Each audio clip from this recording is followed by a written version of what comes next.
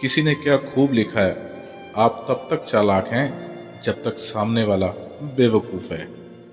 नमस्ते दोस्तों, मैं हरीश छाबड़ा आप सभी को प्रणाम करता हूं और तहे दिल से स्वागत करता हूं। कहानी गांव के दो पड़ोसियों की। बहुत समय पहले की बात है। एक गांव में अली नाम का एक आदमी रहता था। उसके माँ बाप बचपन में ही गुजर चुके थे। वो खेतों में काम करके अपना गुजारा बड़ी मुश्किल से करता था। उसके पास एक मुर्गी थी जो उसको रोज एक अंडा देती थी। जब भी कभी उसके पास खाने के लिए कुछ नहीं होता था तो वो रात को अपनी मुर्गी का अंडा खाकर ही सो जाता था। उसके पड़ोस में एक बासा नाम का एक आदमी रहता था जो कि सही व्यक्ति नहीं था।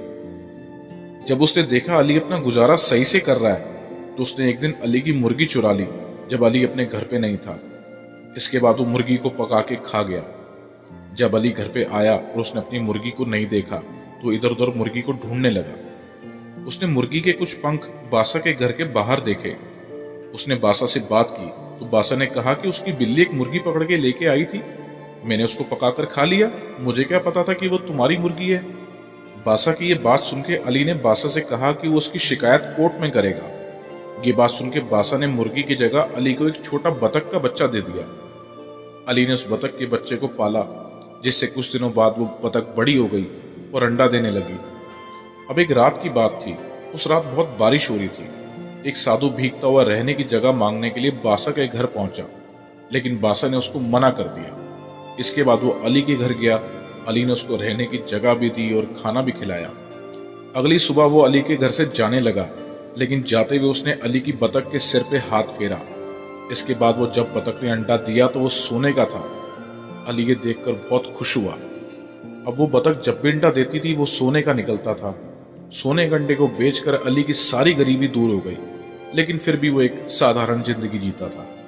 एक दिन बासा ने बतख को सोने का अंडा देते हुए देख लिया और न्याय अधिकारी से कहने लगा कि कल अली ने उसकी बतख चुरा ली है। जब न्याय अधिकारी ने अली से पूछा तो अली ने उनको सारी बात बताई कि किस तरह से बतख बासा ने उसको दी थी। न्याय अधिकारी ने कहा कि कल मैं इस बात का फैसला करूंगा कि बतख किसको मिलेगी, और न्याय अधिकारी ने बतख अपने पास रख ली। बतख ने रोज की तरह न्यायाधिकारी के पास भी सोने का अंडा दिया। अगले दिन न्यायाधिकारी ने दोनों को सामान्य अंडा दिखाया, नॉर्मल अंडा दिखाया और कहा कि तुम्हारी बतख ने यह अंडा दिया है। न्यायाधिकारी ने अली से अलग से पूछा कि अली सच बताओ क्या है, तो अली ने सच बताया कि मेरी बतख सोने का अंडा देती है। और जब बासा से पूछा गया तो बासा ने बोला कि मेरी बतख तो नॉर्मल अंडा देती है, सामान्य अंडा देती है। बासा की बात सुनकर न्याय अधिकारी ने एक नई बतख लेकर बासा को दे दी और वो सोने का अंडा देने वाली बतख अली को दे दी। न्याय अधिकारी के इस डिसीजन से अली बहुत खुश था और खुशी खुशी अपने घर चला गया। दोस्तों, इस छोटी सी कहानी के माध्यम से मैं आपसे ये कहना चाहता हूँ कि हम लोग चालाक हैं, लेकिन भगवान से ज्यादा नहीं। हम किसी भोले इंसान को धोखा तब तक दे सकते हैं जब तक कि वो बेवकूफ बन रहा है, लेकिन ऐसे शरीफ लोगों का भगवान साथ देते हैं। इस कहानी को सुनने के बाद आप क्या फील कर रहे हैं? अपनी फीलिंग्स को नीचे कमेंट सेक्शन में जरूर शेयर कीजिएगा। और ऐसी कहानियां मुझे इंस्टाग्राम पर भेजने के लिए आप मुझे डीएम कीजिए। लिंक नीचे डिस्क्रिप्शन और बायो में आपको मिल जाएगा। कहानी के साथ अपना नाम, अपने शहर का नाम लिखना मत भूलिएगा। मैं हरीश छाबड़ा जल्द मिलूंगा आपसे एक नई स्टोरी, एक नई सीख के साथ। तब तक के लिए अलविदा।